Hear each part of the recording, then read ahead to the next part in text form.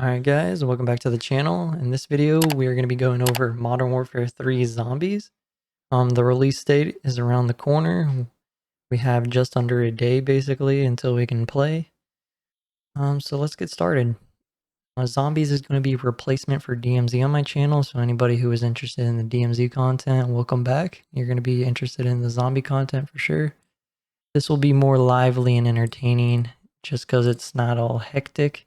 It's going to be a fun and open world zombie experience. But we'll get started over here. Your operators is going to be exactly the same as DMZ.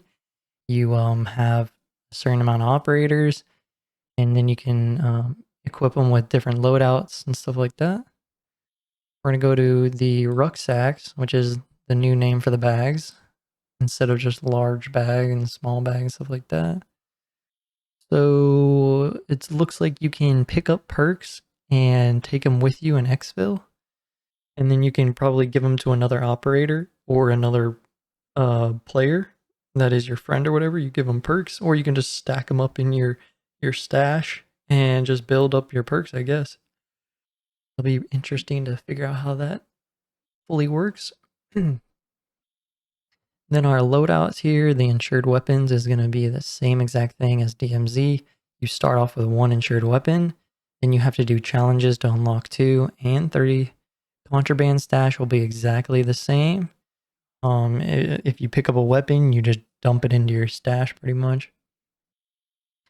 Field upgrades, these are going to be pretty new and unique for the zombies experience. So we got the energy mine, which is this top left one here.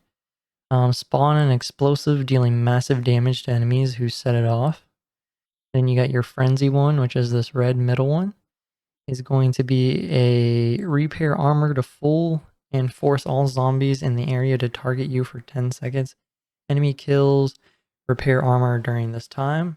So that's going to be like a defensive type perk or field upgrade. So if you want to lure zombies away from your fellow players, you use this.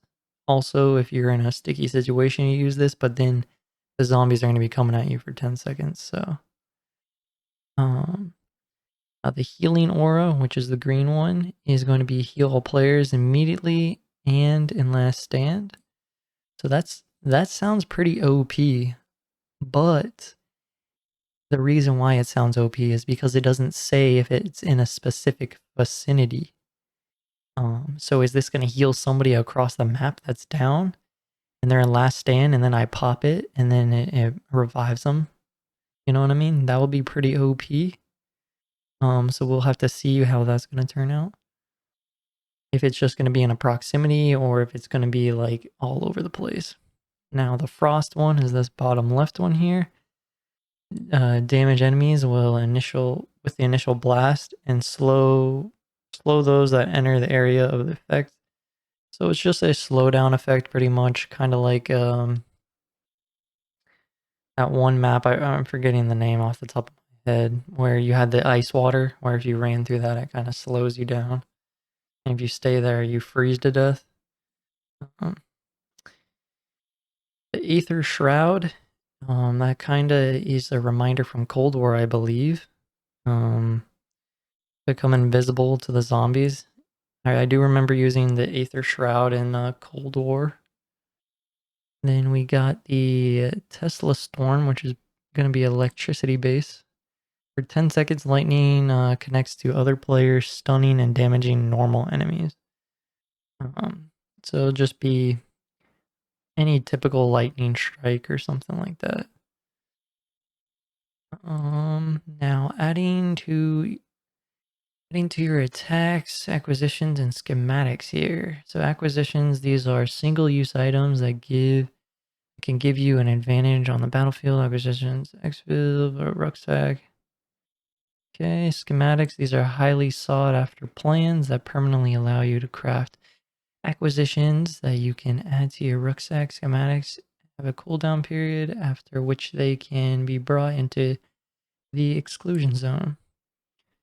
So I did hear something where you'll be able to, like, for the schematics, let's say I find a ray gun schematic, I can exfil with that, and then I can build myself a ray gun and then come into the zombie exclusion zone and then have that, you know. Now the Ethereum, which sounds like they're trying to get us into cryptocurrency here. But basically, I think this is going to be what you use to craft things, I believe. So let's see, the dark aether element is used in conjunction with crafting schematics to bolster your weaponry. So you're obviously going to want to find the huge chunks, I believe. Oh wait, no, it's going backwards, my bad. So these big chunks are kind of just the rare level 1, and then these yellow looking kind of smaller ones are the level 2/epic. And then these kind of condensed looking ones with even more yellow popping off the side is legendary. So you're obviously going to want to keep an eye out for the legendary items here, but collecting all of them is what you're really going to want to do. So raw refined Ethereum crystals, they are used to upgrade your Pack-a-Punch weapons, so level 1, 2, respectively. So probably level 1 is going to be here, level 2 upgrade here, level 3 here. Uncommon, rare, epic aether tools. Upgrade currently held weapons to a rare form. The rarer the form, the more impressive damage the weapon inflicts. So these are tools you can find across the map that will help you upgrade. So the higher the quality, the better upgrade it'll be. Now we got our perks. I like the style of the perk cans here. I think they are bringing them from Cold War, because I think the Cold War perk cans look like this. But it's always good to see Deadshot Daiquiri. Death Perception. I don't know if I ever used this one before. It might have been in Cold War. I honestly don't remember. Elemental Pop is a good, nice one. I think it makes your bullets do some random stuff. I think it tells it down here. So yeah, Deadshot, obviously. Aimed on sights, moves to location. So this is going to be for headshots, obviously. Death Perception, obscured enemies, chest resources, and item drops more easily spotted. Okay. So this helps you look for loot. Elemental Pop, every bullet you fire has a small chance to apply random ammo mod effect. Yep. We obviously know that. Juggernaut, classic. Obviously more health. PhD Flopper, another classic. Whenever you dive, basically an explosion happens. And you also don't take explosive damage as well. So that's nice. Quick revive, we all know.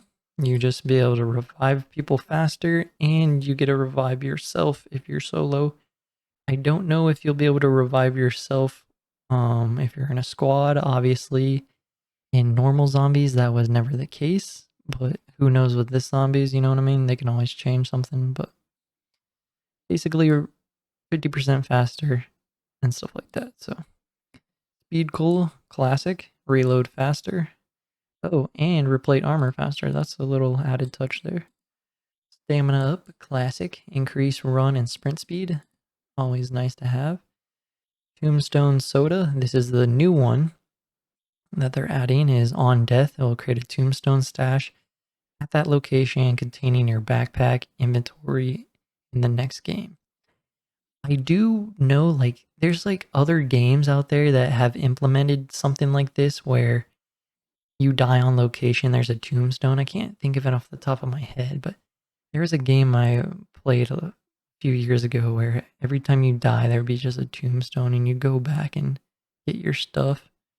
But basically, if you die in a game and you go back to the main menu, you load into another game. If you remember exactly where you died, you go back there and that tombstone will be there. Then you can get your stuff.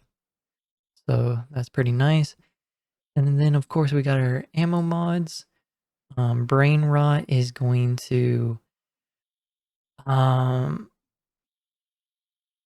okay, it doesn't say, but I do remember kind of what it does. Brain Rot basically has a chance to turn zombies into like ally zombies, and then they fight the other zombies basically for you and distract them. The cryo freeze is just gonna freeze the zombies. Dead wire is gonna turn a chain reaction of electricity that will go between zombies as long as they're close to each other. The napalm burst is going to be a fire effect, obviously, and then shatter blast. It's probably just going to explode the zombie. I don't know the technical terms it's probably going to do, but these basically are the foundations from the other zombies that they've had with these. And the wonder weapons. So we're obviously going to get the ray gun here. If you don't know what it looks like, this is kind of what it looks like. It's just showing you a little sneak peek, but I'm sure everybody knows. Then we got the Wonder Waff, a very classic wonder weapon. It shoots out a bolt of electricity, and it will, if it hits a zombie, it does a chain reaction, and it's pretty dope. I don't know what this one is called. I forget. I think it's almost like a brother of the thunder gun, but it's not the thunder gun. You know what I mean? There's they do have a picture in one of the things, but that's another wonder weapon, obviously. So let's see, mission overview, axe tiers, and rewards here. We might just skim over this here. Complete a mission, receive and unlock mission rewards. Yep, typical Call of Duty mission stuff. Let's see here. Explore, investigate a low, medium, and high threat zone. So there's going to be a low threat, which is going to be the easy zone, which is probably going to be the outside of the map. Medium is going to be the kind of middle of the map where it gets a little tougher. Then the high threat zones is going to be in like high populated areas in the heart of the map. So that's going to be crazy as heck. I do want to go in solo, but I do want to play with other people just to get the full experience.